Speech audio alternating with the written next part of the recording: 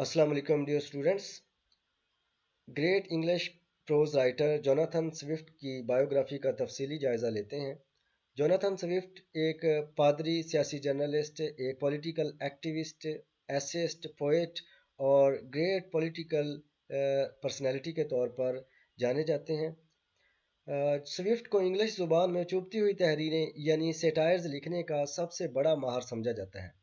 Soft نے ابتدائی طور پر اپنی تمام تحریریں نقلی ناموں مثلا لیمیل گولیور، آئزیک بیکرسٹاف، ایم بی ڈریپیئر اس طرح کے ناموں کے طور کو استعمال کرتے ہوئے گمنام طور پر شائع کروائیں. جوناتھن سوفٹ 18ویں صدی کے سب سے زیادہ پڑھے جانے والے مصنفین میں سے ایک تھے. جوناتھن سوفٹ 30 نومبر 1667 کو آئرلینڈ کے شہر ڈبلن میں پیدا ہوئے. وہ اینگلو آئرش پروٹیسٹنٹ والدین کا دوسرا بچہ اور اکلوتا بیٹا تھا. اس کا باپ آئرلینڈ میں اور اس کی ماں ایبیگیل ایرک انگلینڈ میں پیدا ہوئی تھی. اس کی بڑی بہن کا نام جین تھا. اس کے باپ کا نام جوناتھن سوفٹ ہی تھا جو کہ کنگز ان ڈبلن میں اٹارنی یعنی ایک وکیل تھا. جوناتھن سوفٹ جونیئر کا باپ اس کی پیدائش سے کچھ عرصہ قبل ہی فوت ہو گیا تھا. یہ کہا جاتا ہے کہ اس کے باپ کی موت کے بعد اس کی ماں کے پاس گزر بسر کرنے کے لیے کوئی رقم موجود نہیں تھی. جب بچے کی نرس اپنے رشتہ داروں کو ملنے کے لیے انگلینڈ گئی تو وہ جوناتھن سوفٹ جونیئر کو بھی اپنے ساتھ ہی لے گئی اور سوفٹ کی ماں اپنے رشتہ داروں کے پاس قیام کرنے کے لیے انگلینڈ کے شہر لائسیسٹر چلی گئی. اس طرح جوناتھن سوفٹ کی زندگی کے ابتدائی کچھ سال انگلینڈ میں ہی گزرے. 4 سال کی عمر میں سوفٹ کی ماں نے دونوں بچوں کو اس کے باپ کے ایک رشتہ دار گڈون سوفٹ ایسک جو کہ ٹپریری میں اٹارنی جنرل تھا اس کے پاس رہنے کے لیے آئرلینڈ بھیج دیا. اس کے انکل نے سوفٹ اور اس کی بڑی بہن کے اخراجات برداشت کرنے کی ذمہ داری اٹھائی اور سوفٹ کو ہر ممکن حد تک بہترین تعلیم دلوائی. سوفٹ کی بڑی بہن کا نام جین تھا اور سوفٹ اپنے والدین کا دوسرا بچہ تھا. سوفٹ اپنے والد کی موت کے 7 مہینے کے بعد پیدا ہوا اور اس کی ماں نے پھر آئرلینڈ کو چھوڑ دیا اور انگلینڈ چلی آئی. جوناتھن سوفٹ کو 1674 میں کلکنی اسکول میں داخل کرایا گیا. 1682 میں اس نے ٹرینیٹی کالج ڈبلن سے میٹرک کیا. اس نے 1686 میں بی اے کی ڈگری حاصل کی. وہ ابھی اپنے ایم اے کی تیاری ہی کر رہا تھا کہ 1688 میں شدید سیاسی افراتفری اور معاشرتی بے چینی کی وجہ سے ٹرینیٹی کالج کو بند کر دیا گیا اور چونکہ وہ ایک پروٹیسٹنٹ تھا اس لیے اسے آئرلینڈ سے بھاگ کر انگلینڈ جانا پڑا. سوفٹ کی ماں نے اسے مور پارک لندن میں دور کے ایک رشتہ دار سر ولیم ٹیمپل کے پاس بطور سیکرٹری اور پرسنل اسسٹنٹ ملازم کروا دیا. سر ولیم ٹیمپل ایک پرانا سفارتکار اور پارلیمنٹ کا سابق رکن تھا. وقت کے ساتھ ساتھ جب اس کے باس کا اعتماد اس پر بڑھتا گیا تو اس کے ذمے انتہائی اہمیت کے کام بھی لگائے جانے لگے. مور پارک میں رہائش کے دوران سوفٹ کی ملاقات ایستھر جانسن نامی ایک 8 سالہ لڑکی سے ہو گئی جو کہ اسی گھر کے ایک ملازم کی یتیم بیٹی تھی. سوفٹ نے اسے پڑھانا شروع کر دیا اور اس کو سٹیلا کے نام سے پکارنے لگا. ان دونوں میں بہت ہی قریبی لیکن مبہم سا تعلق بن گیا جو کہ اس لڑکی کی پوری زندگی یعنی 1728 تک قائم رہا. جب سوفٹ سر ولیم ٹیمپل کے ہاں کام کر رہا تھا تو اسے ایک عجیب بیماری لگ گئی جس کا نام مینیئرز ایلنس تھا یا مینیئرز ڈیزیز تھا جو کہ وہ بیماری اسے اس کی موت تک لگی رہی اور اسی بیماری کی وجہ سے اس کی موت واقع ہوئی. تو خرابی صحت کی بنا پر 1690 میں سوفٹ سر ٹیمپل کی ملازمت چھوڑ کر آئرلینڈ چلا گیا لیکن اگلے سال ہی واپس آ کر دوبارہ وہی ملازمت اختیار کر لی. اس عرصے میں ٹیمپل نے سوفٹ کو آکسفورڈ یونیورسٹی سے ایم اے کرنے کے لیے وہاں داخلہ دلانے میں مدد کی. سوفٹ نے 1692 میں یونیورسٹی کے ہارٹ فورڈ کالج سے ایم اے کی ڈگری حاصل کی. स्विफ्ट ने चर्च में भी अच्छी मुलाजमत हासिल करने का सोच रखा था और उसे उम्मीद थी कि सर टेम्पल के जरिए उसे आयरलैंड के किसी चर्च में सरकारी तौर पर तस्लीम शुदा पादरी की नौकरी मिल जाएगी। लेकिन जब वो अपने मकसद में कामयाब ना हुआ तो नाराज होकर उसने सर टेम्पल की नौकरी छोड़ दी। ताहम 1694 में उसे शुमाली आयरलैंड के एक दूर दराज कस्बे खिलरूट में एजाज़ी पादरी मुकर्रर कर दिया गया, जहाँ वो 1 साल तक रहा। 1699 में सर टेम्पल के बुलाने पर वो एक मरतबा फिर मूर पार्क चला गया और उसकी याददाश्तों पर मुश्तमिल तहरीरें तैयार करने में उसकी मदद करने लगा। चूंकि स्विफ्ट आयरलैंड में रहकर तंग आ चुका था, इसलिए उसने तीसरी मरतबा फिर वही मुलाजमत इख्तियार कर ली और सर विलियम टेम्पल की वफात तक वहीं मुकीम रहा। 1690 में सर विलियम टेम्पल ने क्लासिकल अदबी तहरीरों के दफा में एक मजमून an essay upon ancient and modern learning तहरीर किया, जिसके खिलाफ बहुत से नाकदीन ने अपना नुक्ता नज़र पेश किया। स्विफ्ट ने उनके जवाब में 1697 में अपना मशहूर मजमून बैटल ऑफ द बुक्स तहरीर किया, जो कि 1704 में बाकायदा तौर पर शाया हुआ। इस मजमून में उसने सर टेम्पल के नुक्ता नज़र का दफा करते हुए क्लासिकल अदबी शख्सियात के नस्बुल ऐन की हमायत की।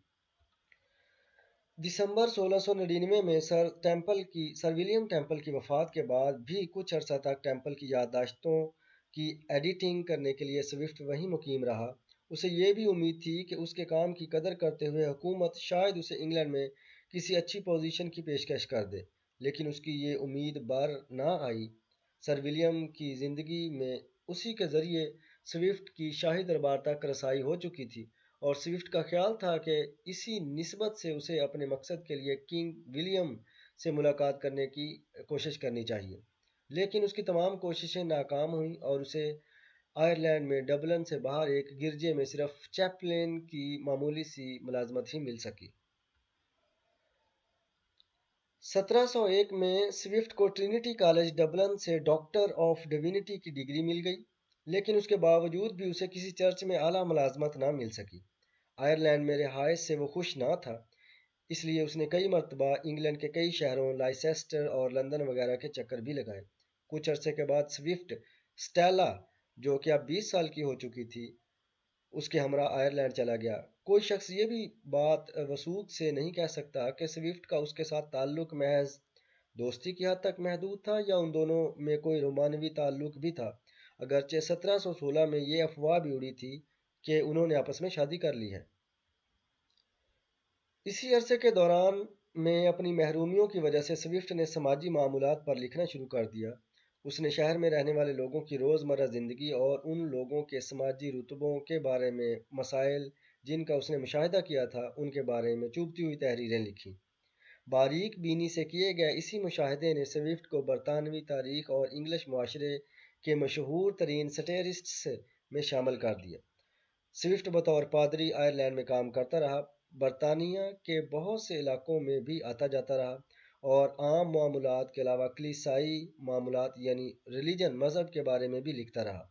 1701 से 1704 तक स्विफ्ट इंग्लैंड में ही मुकीम रहा और उसकी दोस्ती मशहूर अदबी शख्सियात sir Alexander pope, Joseph Addison और रिचर्ड स्टील के साथ हो गई। उसके बाद जब स्विफ्ट अपने रिलीजियस यानी क्रिश्चियन या कलीसियाई फ़राइज़ अंजाम देता रहा तो वो डबलिन के मुआशरे और सियासत में भी मगन रहा। 1707 में स्विफ्ट को आयरलैंड की तरफ से नुमाइंदा बनाकर इंग्लैंड भेजा गया ताकि वो हुकूमत से मुतालबा करे कि वो पादरियों की आमदनी पर लगाया जाने वाला टैक्स माफ़ कर दे, लेकिन विग हुकूमत और मलका एन ने उसकी दरख्वास्त रद्द कर दी। आखिरकार जब स्विफ्ट को ये यकीन हो गया कि विग हुकूमत चर्च के बारे में उनके मसाइल हल नहीं करेगी और ये कि अपोजिशन टोरी पार्टी ये मसाइल हल करने में ज़्यादा हमदर्दाना रवैया रखती है, तो उसने विग हुकूमत के साथ अपनी वफादारी छोड़कर टोरी पार्टी का साथ देने का फैसला कर लिया। 1708 में स्विफ्ट ने चर्च के बारे में उठाए जाने वाले सवालों के बारे में कई तंजिया पंफलेटों का एक सिलसिला शुरू किया, जिसमें एक N argument against abolishing Christianity भी शामिल था, जिसमें किंग चार्ल्स ٹو یعنی کنگ چارلس دوئم کے اس حکم نامے کے کلیسا سے متعلق تمام سرکاری اہلکار بادشاہ سے اپنی وفاداری کا اعلان کریں، اس پر رد عمل کا اظہار کیا۔ سینٹ پیٹرک چرچ کے ڈین کے طور پر اپنے فرائض سر انجام دیتے ہوئے سوئفٹ آئرلینڈ کی سیاست میں بہت زیادہ ملوث ہو گیا تھا۔ 18ویں صدی کے ابتدائی سالوں میں سیاسی تحریروں پر سینسرشپ نے ایک نیا رخ اختیار کر لیا اور مصنفین کی بجائے ان کی تحریریں پرنٹ کرنے والوں اور پبلشروں کے خلاف مجرمانہ کارروائیوں کا سلسلہ شروع ہو گیا۔ اس کا مقصد یہ تھا کہ عوام تک کسی بھی قسم کی حکومت مخالف تحریریں پہنچنے کا راستہ روکا جا سکے۔ اس طرح حکومت کو موقع مل گیا کہ جو افراد بھی سوئفٹ کی حکومت مخالف کوئی بھی تحریر شائع کرنے کے لیے خریدیں گے یا اس کے مالکانہ حقوق حاصل کریں گے، حکومت ان کے خلاف کارروائی کر سکے گی۔ 1710 میں جب ٹوری پارٹی کی حکومت قائم ہوئی تو سوئفٹ ان کے ساتھ مل گیا اور انہوں نے اسے اپنی پارٹی کے مقاصد کی ترقی کے لیے اپنے اخبار دی ایگزامینر کا ایڈیٹر مقرر کر دیا، اور اس اخبار میں اپنی ہفتہ وار تحریروں میں اس نے وگ پارٹی کے رہنماؤں اور ان کے مقبول ہیرو ڈیوک آف مارلبورو کو خوب نشانہ تنقید بنانا شروع کر دیا۔ سوئفٹ نے اپنا سارا وقت اور طاقت ٹوری نظریات کی ترویج کے لیے مذہب اور سیاست پر طویل پمفلٹ اور مضامین لکھنے میں صرف کرنا شروع کر دیا، اور مخالفانہ نظریات رکھنے والے لوگوں کے خلاف بھی لکھتا رہا۔ اس عرصے کے دوران میں اس کا مؤثر ترین مضمون دا کنڈکٹ آف دا ایلیز تھا، جس میں اس نے سابقہ وگ حکومت کی نااہلی پر شدید تنقید کی تھی کہ وہ فرانس کے ساتھ طویل جنگ ختم کرنے میں ناکام کیوں رہی۔ نئی آنے والی ٹوری حکومت نے فرانس سے جنگ کے خاتمے کے لیے خفیہ مذاکرات کیے، جس کے نتیجے میں 1713 میں دونوں ملکوں کے درمیان ایک معاہدہ ہوا اور بالآخر یہ طویل جنگ ختم ہو گئی۔ 1714 میں جب ملکہ این کا انتقال ہو گیا اور جارج دا فرسٹ تخت نشین ہوا تو ٹوری پارٹی کی طاقت ختم ہو گئی اور ایک مرتبہ پھر وگ پارٹی کی حکومت بن گئی، اور نئی حکومت نے ٹوری پارٹی کے لیڈروں پر بغاوت کے مقدمات چلانا شروع کر دیے کہ انہوں نے جنگ کے خاتمے کے لیے فرانس سے خفیہ اور غیر قانونی مذاکرات کیوں کیے تھے۔ سوئفٹ نے لندن میں جو 4 سال گزارے وہ بہت اہم تھے۔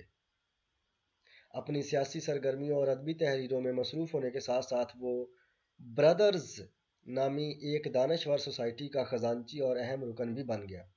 اس زمانے میں ادبی تحریروں کا مذاق اڑانے کے لیے 1713 میں سکرائبلرس کے نام سے جو کلب بنایا گیا، اس کے 5 بانی ارکان میں سوئفٹ بھی شامل تھا۔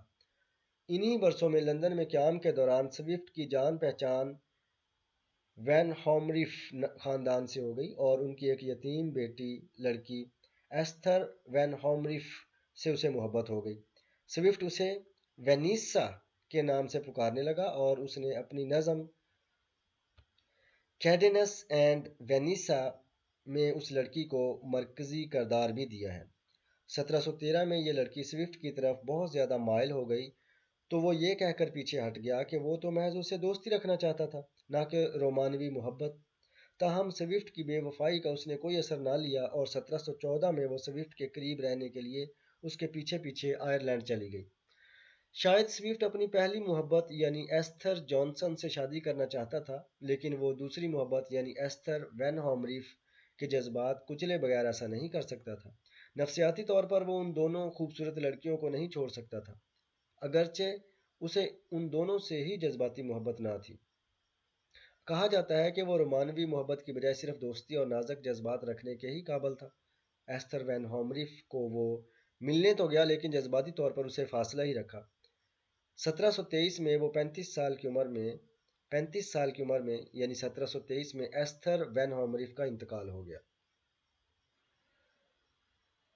ٹوری حکومت کے خاتمے سے پہلے سوئفٹ کو یہ امید تھی کہ اسے انگلینڈ کے کسی گرجے یا چرچ میں سرکاری طور پر کافی اچھی پوسٹ مل جائے گی۔ انہی برسوں میں سوئفٹ نے گمنام طور پر اپنی طنزیہ کتاب a tail of a tub شائع کروائی، جس میں رومن کیتھولک اور فرانسیسی پروٹسٹنٹ فرقے کیلوینسٹس کے مذہبی اختلافات کا مذاق اڑایا گیا تھا۔ اس کے علاوہ اس نے قدیم و جدید ادبی شخصیات کے بارے میں بھی پسند و ناپسند پر لکھی جانے والی بہت سی کتابوں پر مزاحیہ تبصرے اور قدیم ادب اور ادبی شخصیات کی حمایت میں ایک کتاب the battle of the books بھی لکھی۔ لیکن کوئین این کو سوئفٹ کی یہ دونوں کتابیں پسند نہ آئیں اور اسی بنا پر اس نے حکم دیا کہ سوئفٹ کو کسی بھی جگہ پر کوئی اچھی ملازمت نہ مل سکے۔ سوئفٹ کے دوستوں کی کوششوں سے اسے ڈبلن کے سینٹ پیٹرک چرچ میں ڈین کی معمولی سی ہی پوسٹ مل سکی۔ سوئفٹ کو یوں لگا کہ یہ پوسٹ دے کر اسے زبردستی انگلینڈ سے نکالا گیا ہو۔ اس کے اپنے بیان کے مطابق اس کی پوزیشن ایک زہر آلودہ چوہے کی سی تھی جسے کسی بیل میں مرنے کے لیے چھوڑ دیا گیا ہو، یعنی یہ سوئفٹ کے الفاظ تھے اس پوسٹ کے بارے میں۔ تاہم وہ اس پوسٹ پر 1742 تک کام کرتا رہا جب اسے ذہنی طور پر اب نارمل قرار دے دیا گیا۔ اس کے بعد یعنی 1742 کے بعد وہ دماغی توازن ان کا تھوڑا سا خراب ہو گیا۔ 1720 میں دا اسکرائبلرس کلب کے ارکان نے یہ طے کیا کہ وہ اس دور کے ادبی افراد، سائنسدانوں اور جدت پسند افراد کی حماقتوں اور برائیوں کا مذاق اڑانے کے لیے کتابیں لکھیں گے۔ اس کلب کے ہر رکن کو ایک ایک موضوع دیا گیا اور سوئفٹ کے حصے میں جو موضوع آیا وہ اس دور میں دور دراز جگہوں تک سمندری سفروں کے بارے میں لکھی جانے والی مقبول عام کتابیں تھیں۔ ایسے سمندری سفر کی قریب ترین مثال ڈینیل ڈیفو کا مقبول عام ناول رابنسن کروز تھا۔ سوئفٹ نے اس موضوع پر ایک کتاب جس کا عنوان تھا travels into several remote nations of the world لکھنا شروع کی، جو کئی سال میں مکمل ہوئی۔ اسی کتاب کو بعد میں گولیورز ٹریولز کا نام دیا گیا۔ ادبی کاموں کے علاوہ سوئفٹ کو اپنے وطن آئرلینڈ کے مفادات کے محافظ کے طور پر بھی جانا جاتا ہے۔ 1720 میں سوئفٹ نے آئرلینڈ کے خلاف انگلینڈ کی امتیازی اور نقصان دہ تجارتی پالیسیوں پر ضرب لگانے کے لیے ایک ہجویہ پمفلٹ A Proposal for the Universal Use of Irish Manufacturers لکھا۔ یہ پمفلٹ اس نے گمنام طور پر شائع کروایا تھا، جس میں آئرلینڈ کے لوگوں کو اکسایا گیا تھا کہ وہ انگلینڈ میں بنی ہوئی اشیاء کا بائیکاٹ کر دیں۔ 1724 میں سوئفٹ نے خفیہ طور پر آئرلینڈ کے لوگوں کے مفادات کے تحفظ کے لیے اس وقت آواز اٹھائی جب انگلینڈ کی حکومت آئرلینڈ میں تانبے کے سکے رائج کرنے کا پروگرام بنا رہی تھی۔ سوئفٹ نے 1724 میں کپڑے کے ایک تاجر ڈریپیئر کے روپ میں گمنام طور پر یکے بعد دیگرے 6 خطوط اخباروں میں شائع کروائے، جس میں انگلینڈ کی حکومت کی طرف سے آئرلینڈ میں تانبے کے سکے چلانے کے منصوبے کی مذمت کی گئی تھی اور یہ کہا گیا تھا کہ سونے اور چاندی کے سکوں کی بجائے تانبے کے سکوں کے رائج ہونے سے آئرلینڈ دوسرے ملکوں کے ساتھ تجارت کرنے کے قابل نہیں رہے گا۔ انگلینڈ کی حکومت کو سوئفٹ کے یہ خطوط اتنے برے لگے کہ اس نے ان کے مصنف کی شناخت بتانے والے کے لیے 300 پاؤنڈز کے انعام کا اعلان کر دیا۔ آئرلینڈ کے لوگوں کو علم تھا کہ یہ کام سوئفٹ نے ہی کیا ہے، لیکن انہوں نے نہ صرف اس کا نام حکومت کو نہیں بتایا بلکہ اس کو گمنام رکھنے کے لیے سوئفٹ کا پورا ساتھ دیا۔ وہ لوگ سوئفٹ کی ان کوششوں سے اس قدر خوش تھے کہ جب سوئفٹ ایک بار انگلینڈ سے ڈبلن واپس آیا تو انہوں نے ویلکم ہوم ڈریپیئر کے بینرز لگا کر اس کا شاندار استقبال کیا۔ یعنی ڈریپیئر نامی رائٹر کے خفیہ نام سے اس نے یہ جعلی نام سے اس نے یہ 6 خطوط لکھے تھے، اس لیے انہوں نے ویلکم ہوم ڈریپیئر، آئرلینڈ کے لوگوں نے یہ بینر لگا کر اس کا استقبال کیا۔ سوئفٹ کے خطوط نے انگلینڈ کی حکومت کو مجبور کر دیا کہ وہ آئرلینڈ میں تانبے کی کرنسی رائج کرنے کا ارادہ ترک کر دے۔ اس بات نے سوئفٹ کو آئرلینڈ کا قومی ہیرو بنا دیا۔ سوئفٹ کے ادبی فن کو صرف اس وقت پوری طرح سمجھا جا سکتا ہے جب اس کی شاہکار تحریروں کو اس زمانے کی سیاسی سینسرشپ کے تناظر میں دیکھا جائے۔ سوئفٹ کے شدید طنزیہ ناول اور مضامین، جن میں مشہور زمانہ گولیورز ٹریولز اور the tail of the tub شامل ہیں، اس کی زندگی میں ہی یہ اتنے زیادہ مقبول ہو گئے، جن میں سوئفٹ کے کھردرے مزاح اور تخیلاتی بصیرت کی جھلک نظر آتی ہے۔ ایسی تحریریں لکھنے سے سوئفٹ کا مقصد معاشرے میں پھیلی ہوئی بدعنوانی کو بے نقاب کرنا اور بالواسطہ یا بلا واسطہ طور پر سیاسی اور سماجی معاملات پر تنقید کرنا تھا۔ سوئفٹ نے 1727 میں ایک مرتبہ پھر انگلینڈ کا سفر کیا اور الیگزینڈر پوپ کے پاس رہنے لگا، لیکن اس کا وہاں قیام اس وقت مختصر ہو گیا جب اسے یہ اطلاع ملی کہ ایستھر جانسن کی طبیعت بہت خراب ہے۔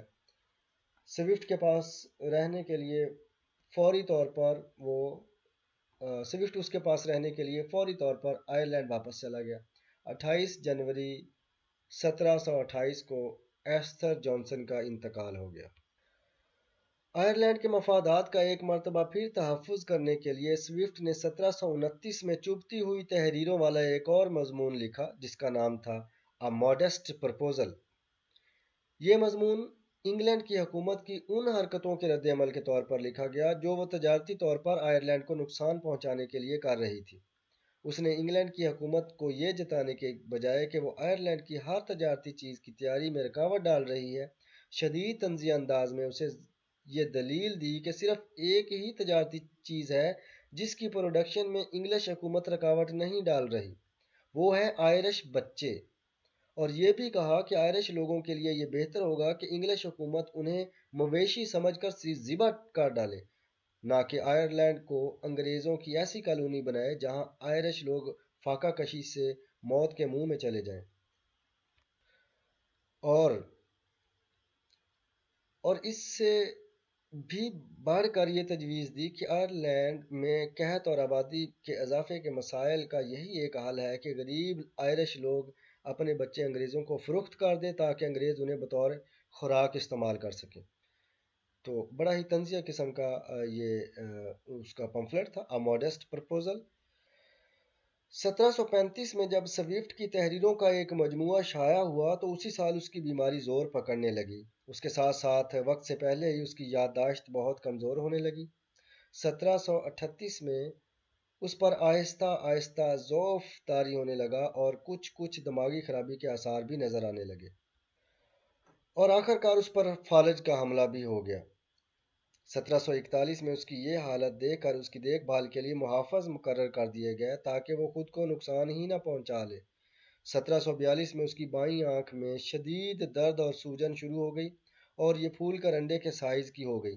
5 محافظ اس کا ہر وقت خیال رکھتے تھے کہ وہ درد کی شدت کے وقت اپنی آنکھ خود ہی نہ پھوڑ ڈالے۔ سوئفٹ پورا سال بستر سے لگا رہا اور ایک لفظ نہ بول سکا۔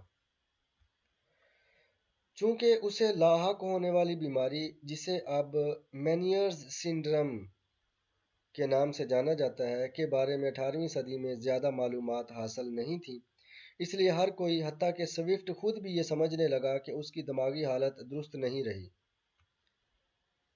ستمبر 1745 میں اس کی بیماری انتہائی شدت اختیار کر گئی اور اس کا پورا جسم فالج کا شکار ہو گیا۔ سوئفٹ کو ایک دماغی ہسپتال میں بھیج دیا گیا جہاں 19 اکتوبر 1745 کو اس کا انتقال ہو گیا۔ تدفین سے پہلے اس کے جسد خاکی کو عوامی مقام پر رکھ دیا گیا تاکہ آئرلینڈ کے لوگ اپنے قومی ہیرو کا آخری نظارہ کر سکیں۔ اس کے بعد اس کی خواہش کے مطابق اسے سینٹ پیٹرک چرچ میں ایستھر جانسن کے قریب ایک قبر میں دفن کر دیا گیا۔ ڈیئر اسٹوڈنٹس، ہم نیکسٹ ویڈیو میں گولیورز ٹریولز، جوناتھن سوئفٹ کا فیمس سیٹیریکل ورک گولیورز ٹریولز کو اس کا جائزہ اردو میں لیں گے۔ چاروں پارٹس کو ہم ان کی مختصر اور جامع تفصیل اردو میں دیکھیں گے۔ تو اپنا خیال رکھیے گا۔ Have a nice day. اللہ حافظ۔